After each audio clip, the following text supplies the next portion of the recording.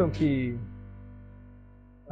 esse tema, né, casamento, é tão delicado, né? Tão delicado, normalmente. Você vê, hoje parece que até o mundo incentiva a entrar na moda, essa coisa de case, se não der certo, não tem problema, é só separar. Tem gente que ganha até dinheiro com isso, faz até dinheiro com isso.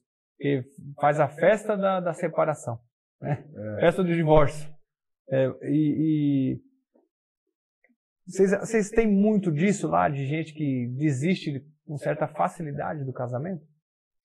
Se for analisar, tem um pregador famoso que ele diz assim, é loucura colocar um homem e uma mulher debaixo do mesmo teto, né? Porque nós mulheres somos movidas pelo que escutamos. Certo. E os homens pelo que veem. Sim. Então, nesse sentido, a gente vê muito que casais acabam se confrontando, desistindo, parando na caminhada, achando que não vale a pena. Nós já tivemos casos de casais que chegaram até nós assim, é a minha última tentativa esse lugar. Né? Esse curso, enfim, Casados para Sempre também, né? Um curso maravilhoso, e eles diziam, não, é a última tentativa para o nosso casamento, que já chegou ao ponto do não tem mais nem como se olhar, não tem mais nem conversa dentro de casa. E aos poucos eles foram entendendo os papéis de cada um, o limite de cada um. Né? Agora, Tiago, eu também acho que está muito relacionado com a decisão e honra. Os homens, há muitos anos já, a gente vem sofrendo uma teoria do relativismo muito forte. Isso, quando entra no casamento dentro de uma família, ela é devastadora se o homem não souber o papel dele.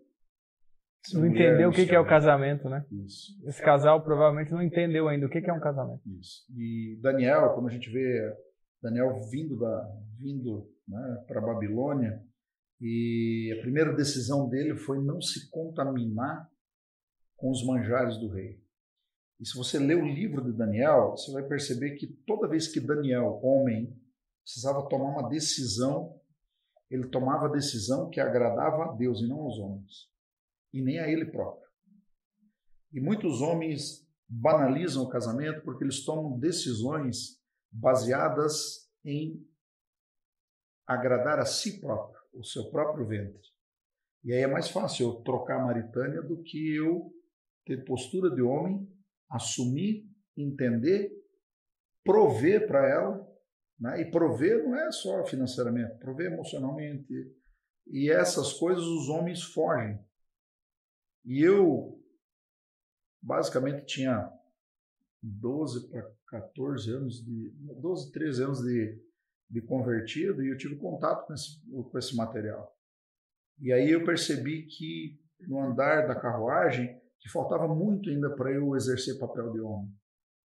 E aí a gente procura de uma maneira assim, simples, direta, aberta, sem muitos, né, dizer para os homens que, sim, o teu casamento ele foi feito para dar certo.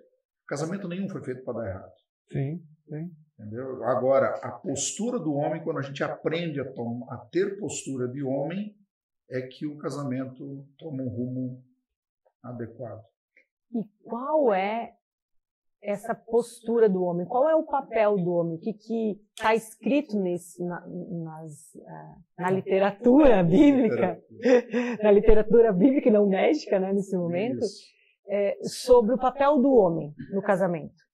Então, o papel do homem é se submeter a Deus e aprender a prover com Deus. Porque o grande provedor de um casal, de uma casa, de um lar, é Deus. Ele é o grande provedor.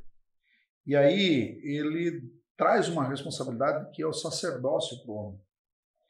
E o sacerdócio, para o homem conseguir exercer ele de maneira satisfatória, ele tem que deixar Deus agir através dele. Nada muda dentro de uma casa, no sentido de rumo, direção de família, se a cabeça do homem não mudar. E aí, quando o homem toma consciência disso, ele pode fazer uma escolha. E o problema é que muitos casais fazem a escolha sem tomar consciência. E muitos casamentos que, depois de destruídos, o aluno em sala de aula, o colega em sala de aula, ele diz, se eu tivesse tido conhecimento antes, eu não teria abrido mão da minha primeira família.